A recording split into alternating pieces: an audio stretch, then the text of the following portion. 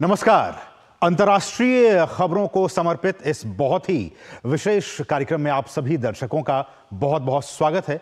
मैं हूं वसीम मिश्रा। शुरुआत हेडलाइंस के साथ। बांग्लादेश में हिंदुओं और अन्य अल्पसंख्यकों की सुरक्षा को लेकर विश्व भर में चिंता। पूर्व अमेरिकी राष्ट्रपति डोनाल्ड ट्रंप ने स्थिति को बताया पूरी तरह अराजक। यूएन मानवाधिकार उच्चायुक्त ने अल्पसंख्यक सुरक्षा की दोहराई मांग। ढाका में एक बार फिर हिंसा।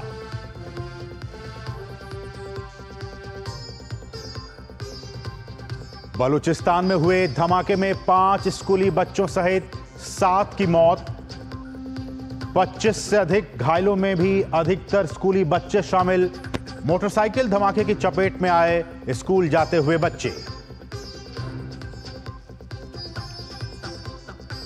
स्पेन की भीषण बाढ़ में मरने वालों की संख्या 200 के पार। अभी भी सैकड़ों लापता लोगों की खोज जारी। बहुत से इलाकों में फिर शुरू हुई भारी बारिश। राहत और बचाव कार्यों में आ रही है बाधा।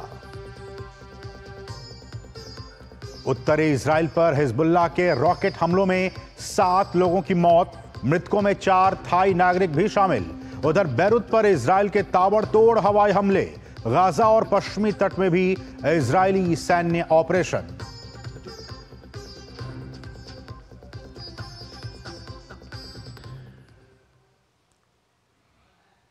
और सबसे पहले आज की कवर स्टोरी। और कवर स्टोरी में आज हम बात करेंगे बांग्लादेश की, क्योंकि बांग्लादेश में अगस्त महीने में हुए सरकार विरोधी प्रदर्शनों के दौरान हुई हिंसा ने कई लोगों की जान ले ली और इसका सबसे ज्यादा प्रभाव वहां रहने वाले अल्पसंख्यक हिंदू समुदाय पर पड़ा। वहां रह रहे अल्पसंख्यकों ने अपने अधिकारों की मांग को लेकर एक बार फिर से ढाका में रैली निकाली। प्रदर्शनकारियों का कहना है कि उन पर हो रहे हमलों को रोका जाए और उन्हें जस्टिस यानी कि न्याय दिलाया जाए।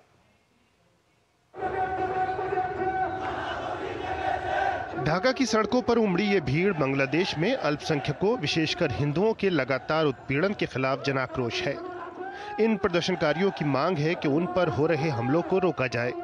प्रदर्शनकारी अल्पसंख्यक सुरक्षा के लिए आवाज उठाने के जुर्म में लगाए जा रहे झूठे मुकदमों से भी आहत हैं। दरअसल चटगांव में हिंदू अल्पसंख्यकों की सुरक्षा के लिए आवाज उठाने वाले 19 लोगों पर राजद्रोह का मुकदमा ठोक दिया गया है। जिन लोगों पर मुकदमा किया गया है उनमें चिन्मय कृष्णदास ब्रह्मचारी शामिल हैं, जो इस्कॉन के वरिष्ठ अधिकारी हैं। बांग्लादेशी प्रशासन पर लगातार आरोप लग रहे हैं कि वो न सिर्फ हिंदुओं की सुरक्षा सुनिश्चित करने में नाकाम रहा है, बल्कि हिंदू अधिकारों के लिए उठने वाली आवाजों को भी प्रताड़ित किया जा रहा है। बांग्लादेश की अंतरिम सरकार और प्रशासन इन मामलों को टालने की भले ही कोशिश करे, लेकिन अब वैश्विक स्तर पर यह बहस का मुद्दा बन गया है। पूर्व अमेरिकी राष्ट्रपति और रिपब्लिकन उम्मीदवार ट्रंप ने बांग्लादेश में हिंदुओं और अन्य अल्पसंख्यकों पर हमलों की कड़ी आलोचना की है। ट्रंप ने कहा कि बांग्लादेशी अल्पसंख्यकों पर हमले और भीड़ द्वारा लूटमार घोर निंदनीय है। बांग्लादेश में पूरी तरह अराजकता की स्थिति है। कमला और जो बाइडेन ने अमेरिका सहित विश्व भर के हिंदुओं को नजरअंदाज किया है।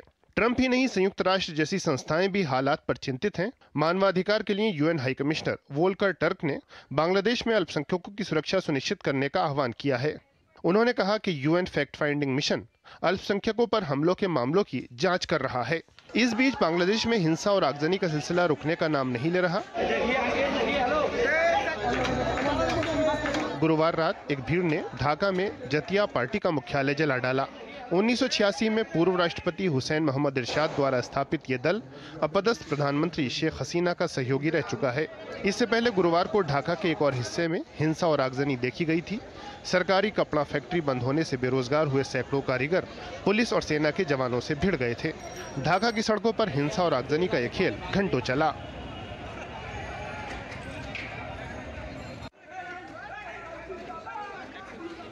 तो ये कुछ हालात हैं बांग्लादेश में, वहां की राजधानी ढाका में।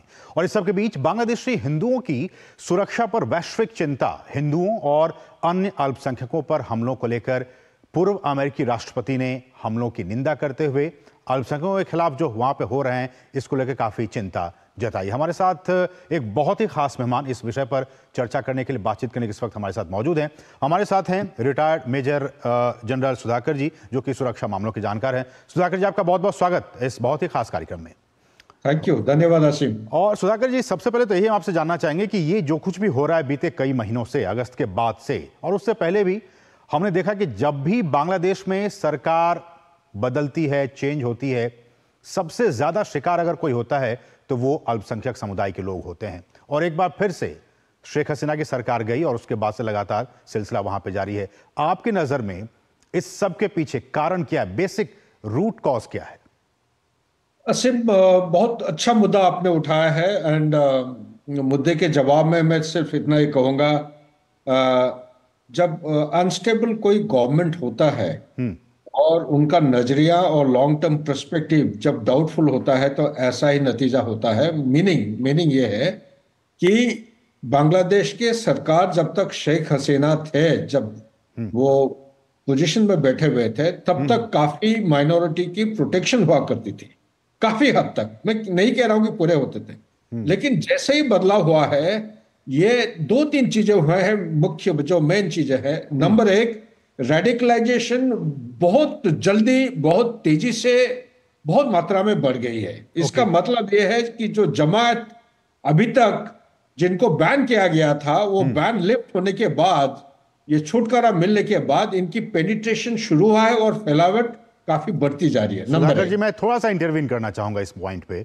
आपने कहा कि जब तक अवामी लीग की सरकार थी तब तक हिंदू, वहां पे अल्पसंख्यक सुरक्षित थे। क्या इसको ऐसे समझा जाए कि क्योंकि वहां पे अल्पसंख्यक समुदाय, उसमें भी हिंदुओं की अगर बात की जाए, 8% उनकी आबादी और उनका जो एक अच्छा खासा रिप्रेजेंटेशन वहां की गवर्नमेंट में था, इसलिए वो सुरक्षित थे।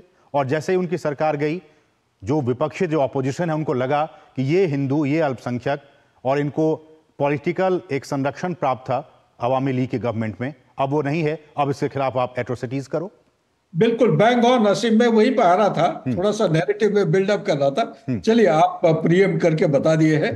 दूसरी बात मैं कहना चाहता हूं कि जो छात्र शिविर को उन्होंने बैन किया है, ये जो इंटरिम गवर्नमेंट आके जो जो कदम उठाए हैं, इस कदम से मसला ये हल होने वाला नहीं है। ये पाकिस्तान, ग्वाटेमाला, आप सूडान की बात करिए, अलग अलग देश में ये सारे इसी किस्म की परिस्थिति पैदा हुई है। जो जो जल्दी उसको करने की कोशिश किए हैं, मसला को हल करने के लिए, काफी हद तक सक्सेसफुल रहे हैं। लेकिन जो मुद्दा आपने उठाया है, अहम मुद्दा, कि माइनॉरिटी यानी कि हिंदूज के ऊपर हमेशा अटैक रहा है, जब पॉलिटिकल रिप्रेजेंटेशन गवर्नमेंट, जो रूलिंग गवर्नमेंट है, जब उनके रूलिंग गवर्नमेंट में पोजीशन ना होने के कारण। और अभी एक और मोड में बताना चाहता हूं, बोलना भी ठीक नहीं है लेकिन कह देना ठीक रहता है आपके चैनल के जरिए से, ये बड़ा स्ट्रेटेजिक राइवलरी का एक मुद्दा है। यहां सबको मालूम है कि इसमें सुपर पावर और बड़े बड़े पावर्स इसके अंदर इन्वॉल्व है। सबको मालूम है यूनिस जो इंटरिम गवर्नमेंट आ रखे हैं, किसके जरिए से, किसकी मदद से वो आ रखे हैं, क्या वो संभाल पाएंगे, नहीं संभाल पाएंगे, इरादा क्या है, ये सबको पता है। एक स्टेटमेंट मुझे याद आ रहा सुधाकर जी, जब मोहम्मद यूनिस की सरकार आई और आने के कुछ ही दिनों के बाद जो वहां का सबसे बड़ा हिंदू मंदिर है, ढाकेश्वरी मंदिर, जो कि वहां का राष्ट्रीय मंदिर कहा जाता है उसे, वो वहां पे गए और उन्होंने कहा वहां से निकलने के बाद, स्टेटमेंट हम चलाए भी थे उसको अपने चैनल पे, कि हम यहां पे किसी के साथ भेदभाव नहीं होने देंगे, चाहे वो बहुसंख्यक आबादी हो या फिर माइनॉरिटीज हो। लेकिन होता हुआ कुछ और नजर आ रहा है। एब्सोल्युटली, बिल्कुल सही बात कह रहे हैं और मैं आपके साथ सहमत हूं। और ये बढ़ती जाएगी क्योंकि ये अभी मसला बहुत गंभीर है। बांग्लादेश का परिस्थिति, मैं थोड़ी देर पहले मेरे कोई फौजी दोस्त हैं, उनके साथ बात कर रहा था। सिचुएशन बहुत गंभीर हो चुका है, हाथ के बाहर जाने का काफी संभावना है। और यूनिस जो है, इंटरिम गवर्नमेंट के जो लीडर हैं, अभी इनकी बस की बात नहीं है। दो तीन कारण है। ये जो रेडिकलाइजेशन हो रहा है, और जो बीएनपी पार्टी है, बीएनपी कह रही है कि इलेक्शन आप जल्दी करिए, और इसके साथ यूनिस सरकार जो है उसको लंबा खींचना चाह रहे हैं। रेडिकलाइज पार्टी जमायत का कोई पहुंच और पेनिट्रेशन ना होने के कारण उनको समय की जरूरत है। यूनिस सरकार जो है, इंटरिम गवर्नमेंट, वो कह रही है कि 2 से 3 साल के समय चाहिए ताकि हम स्टेबल करके फिर जाके हम इलेक्शंस करेंगे। ऐसा स्थिति में जब सरकार सही ठोस कदम नहीं उठा पा रहा है, तो ये जो इंटरिम पीरियड है, उसको जो इनिमिकल फोर्सेस हैं, उसको नाजायज फायदा उठा सकते हैं, जो कि बांग्लादेश के हित में ना हो।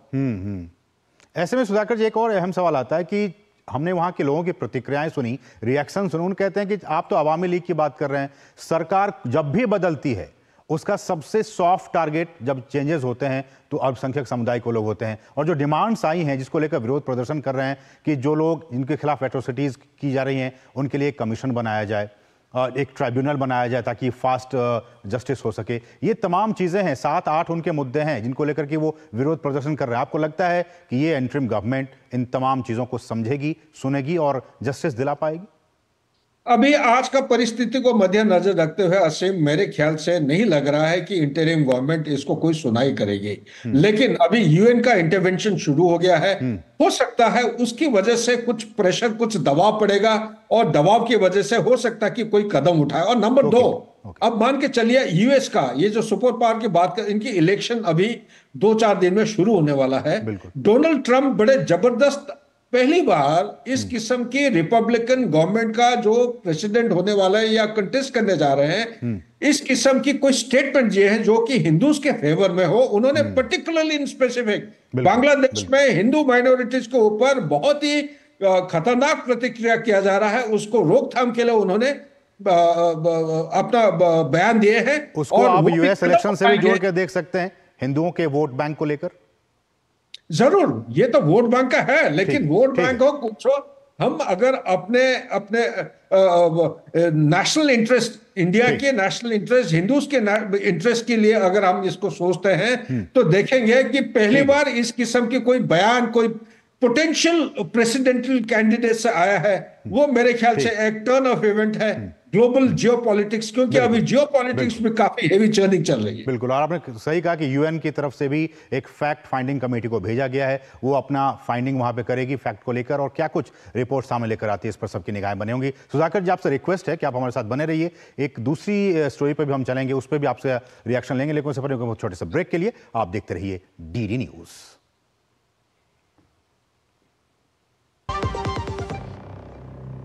कभी नाच गाना और बेहतरीन खाना, कभी सास बहू की नोक-झोंक में स्वाद का मुस्कुराना, कभी रिश्तों में मुस्कुराहट और स्वाद भरना। असली मसालों का उपहार एमडीएच बनाए खास हर त्योहार, क्योंकि हर रिश्ता है स्वाद से जुड़ा। आइए मनाए खुशियों की दीपावली एमडीएच मसालों वाली। जब धरती चीर कर निकलता है लोहे का पत्थर और मिलता है मोंगिया के जोश से, फिर तपता है, पिघलता है और बनता है फौलाद। अब होता है सरिया सारी खूबियों के साथ। मोंगिया स्टील, मजबूत देश का मजबूत सरिया। और ब्रेक के बाद आपका फिर से स्वागत है। और अब खबर बलूचिस्तान से। देखिए, बलूचिस्तान में शुक्रवार को एक पुलिस गाड़ी को निशाना बनाकर किए गए विस्फोट में 5 स्कूली बच्चों और 1 पुलिसकर्मी सहित कम से कम 7 लोगों की मौत हो गई, जबकि 17 दूसरे लोग जख्मी हो गए। विस्फोट मस्तूंग जिले के सिविल हॉस्पिटल चौक पर मौजूद एक गर्ल सेकेंडरी स्कूल के पास हुआ है। पाकिस्तानी दमन और अत्याचार का शिकार बलूचिस्तान शुक्रवार को बड़े हमले से दहल गया।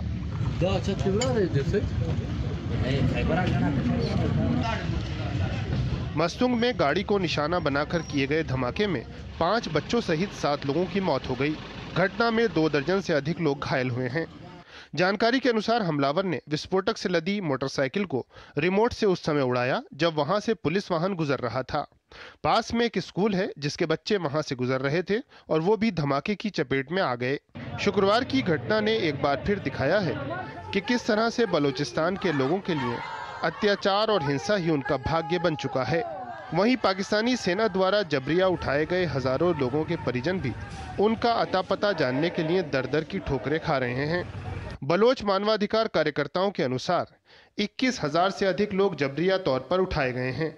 इनमें से बड़ी संख्या में लोगों की बाद में लाशें ही मिली हैं। बलूचिस्तान में पाकिस्तानी दमन के खिलाफ लड़ाई दशकों से जारी है। पाकिस्तानी सेना द्वारा किए जा रहे अत्याचारों के खिलाफ आवाज उठाने वालों का लगातार गला घोटा जा रहा है। बलोच मानवाधिकार कार्यकर्ताओं का पाकिस्तानी फौज ने जीना मुश्किल कर रखा है, फिर भी अत्याचार और दमन के खिलाफ आवाज बार बार उभर कर सामने आ ही जा रही है। तो ये तस्वीरें बलूचिस्तान से, जहां पाकिस्तान की जो दमनकारी नीति है उसका ये जीता जागता उदाहरण है पाकिस्तान का बलूचिस्तान। हमारे साथ एक खास मेहमान लगातार बने हुए हैं, सुधाकर जी हैं, जो कि सुरक्षा मामलों की जानकार है। सुधाकर जी, यही बात हर कोई, क्योंकि 1948 के बाद से, विभाजन के बाद से, 1947 में विभाजन, 1948 से ये समस्या और आज तक 2024 में हम इस पर बात कर रहे हैं, लगातार ये समस्या बनी हुई है। कैसे और क्या होगा इसका एक लॉजिकल सॉल्यूशन? देखिए आसिम, ये बलूचिस्तान सबको पता है कि ब्रॉड डे लाइट कलान का जो राजा थे, गन पॉइंट पे जो स्टैंड स्टिल एग्रीमेंट साइन हो चुका था उस समय, इसके दौरान राजा को जोर जबरदस्ती साइन करा के, ये एक ऐसा स्टेट था उस समय, ऐसा देश था बलूचिस्तान, जबकि बाइकैमरल सिस्टम, लोअर हाउस और upper house democratic form of government थी। उस समय उनसे साइन कराया गया ट्रीटी ऑफ एक्सेशन, जो कि होना नहीं था। ये पाकिस्तान की फौज आके जोर जबरदस्ती किए थे। ये आप जो 48 की बात कर रहे हैं, तब से लेके 2000 तक। दुर्भाग्य देखिए सुधाकर जी कि जब ये ब्रिटिश प्रांत हुआ करता था, तब इसकी पैरवी को लेकर खुद मोहम्मद अली जिन्ना कोर्ट में गए थे, और वही मोहम्मद अली जिन्ना जब उनकी सरकार वहां पे आई पाकिस्तान बनने के बाद, वही उनको अपने साथ शामिल कर लिए, जिसका कि ये लगातार विरोध कर रहे हैं। बिल्कुल बिल्कुल सही बात कह रहे हैं आप। मैं सिर्फ एक दो चीज को मैं हाईलाइट करना चाहता हूं कि 2000 तक इनकी इंसर्जेंसी शुरू से, बलूचिस्तान का प्रॉब्लम क्या है? प्रॉब्लम यही है कि सबसे लार्जेस्ट लैंड मास 44% कहते हैं कि पाकिस्तान का लैंड एरिया है। सबसे लार्जेस्ट मिनरल है यहाँ पे, सबसे आप कॉपर की बात करिए, गोल्ड की बात करिए, गैस की बात करिए, ऑयल की बात करिए, इनका न्यूक्लियर इंस्टॉलेशन, जो टेस्टिंग, जो ट्रायल करते हैं, न्यूक्लियर बॉम्ब जो टेस्ट हुआ है यहीं पे हुआ है। फिर भी सबसे गरीब। जब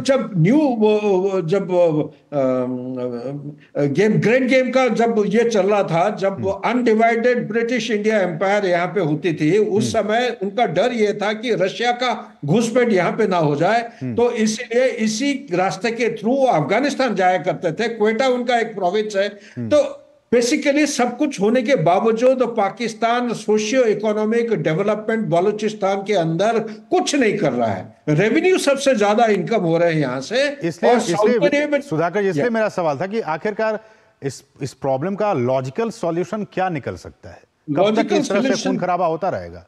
लॉजिकल सॉल्यूशन यही है कि बलूचिस्तान बिल्कुल सेपरेट होना चाहिए, इसको इंडिपेंडेंस दिया जाना चाहिए। जो स्थिति में जोर जबरदस्ती वो साइन किए थे, उनको रेस्टोर स्टेटस को, एंटी जो अंग्रेजी बोलते हैं, जब पूर्व स्थिति था उस वहीं पे वापस जाने से ही सोल्यूशन मिल पाएगा।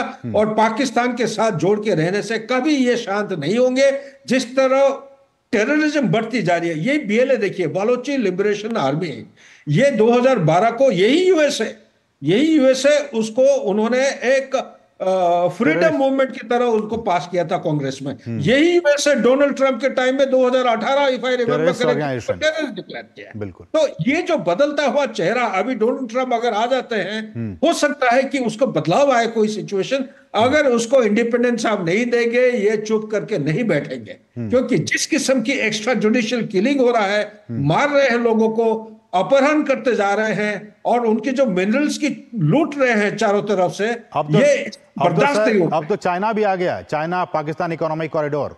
एब्सोल्युटली। ग्वादर जैसा जगह है, ग्वादर है एक्चुअली बलूचिस्तान का एक हिस्सा आता है ग्वादर में, वहां पे चाइना का स्पेशल इकोनॉमिक जोन बना दिया। वहां पे मिलिट्री धीरे धीरे इंक्रीमेंटल स्टाइल से आके उधर पहुंचने लगे हैं। उनकी जहाज भी आके डॉकिंग हो रहा है वहां पे, और जो पाइपलाइन बिछा रहे हैं, ऑप्टिकल फाइबर बिछ गया है। अभी सीपेक, काफी लोगों की एक्चुअली गहरा नॉलेज नहीं है, सब सोचते हैं कि सीपेक फेल हो गया। ये फेल चाइना का लाइफलाइन है, फ्लैगशिप है, कभी फेल नहीं होने देगा। क्योंकि मलाक्का डायलेमा जो चाइना का है, उसके जो ऑल्टरनेट ऑप्शन है ये यही है। इसके बिना चाइना जो है डेवलप नहीं कर पाएगा। उसका जो rejuvenation of middle kingdom by 2049 कभी नहीं कर पाएंगे।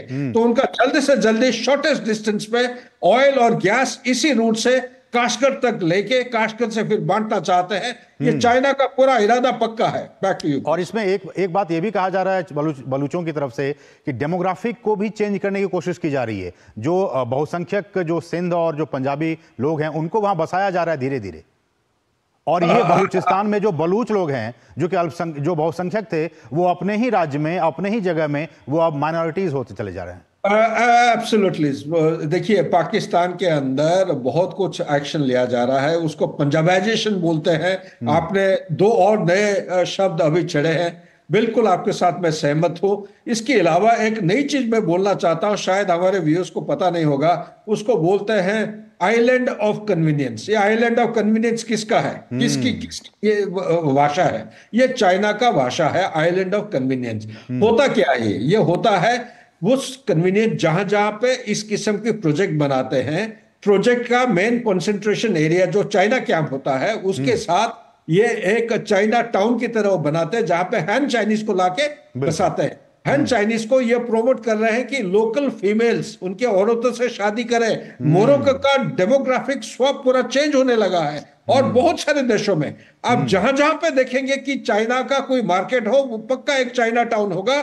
हैन चाइनीज की पॉपुलेशन बढ़ा रहे हैं, उनके जो लोकल फीमेल्स हैं उनके साथ शादी करते हैं, और लीगल राइट और एंटाइटलमेंट को डिमांड करके वो ओनरशिप ले लेते हैं धीरे धीरे। पाकिस्तान के अंदर घुसपैठ इस किस्म के एक इन्वेजन शुरू हुआ है। नंबर 2, इनका जो संस्कृति जो है, तो कल्चरल, ये खाते हैं पोर्क खाते हैं, ये बीफ खाते हैं, बियर पीते हैं, सिगरेट पीते हैं। उनका चालन जो खान पान है और चाल चलन है, ये एक्चुअली मुस्लिम या पाकिस्तान सुन्नी मुस्लिम के जो हिदायत है उसके बरखिलाफ है। इसके लिए घुसपैठ भी हो चुका है, हाथापाई भी हुई है काफी जगह, और मारामारी भी कर रखे हैं। ये भी एक कारण है।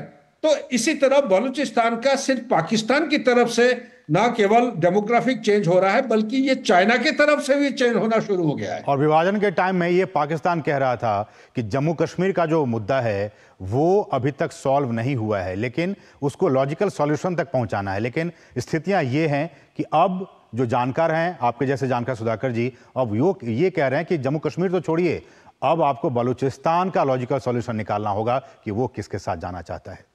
बिल्कुल, मैं सहमत हूं आप जो कह रहे हैं। चलिए, फिलहाल सुधाकर जी, बहुत बहुत शुक्रिया आपका हमारे साथ जुड़ने के लिए। समय इतना ही था, तो आपने इन तमाम विषयों पर हमसे बातचीत की और अपने राय को हमारे साथ शेयर किया। आपका बहुत बहुत शुक्रिया। और इस कार्यक्रम के आखिर में जाते जाते आपको हम छोड़े जाते हैं विश्व भर की कुछ और अहम खबरों के साथ। आप इन खबरों को देखिए और हमें और हमारी पूरी टीम को दीजिए अनुमति। नमस्कार। स्पेन में भीषण बाढ़ में मरने वालों की संख्या 200 को पार कर गई है। पूर्वी स्पेन का वेलेंशिया बाढ़ से सबसे ज्यादा प्रभावित है। यहां 8 घंटे की लगातार भीषण वर्षा ने तबाही मचाई, जिसके बाद भयंकर बाढ़ के हालात बने हैं। हिजबुल्लाह के 2 रॉकेट हमलों में उत्तरी इजराइल में 7 लोगों की मौत हो गई। मृतकों में 4 थाई मूल के हैं। बीते कुछ दिनों में इजराइल में यह सबसे भीषण हमला है। वहीं बैरूत पर इजरायली हमलों में हिजबुल्लाह के ठिकानों को निशाना बनाया गया है।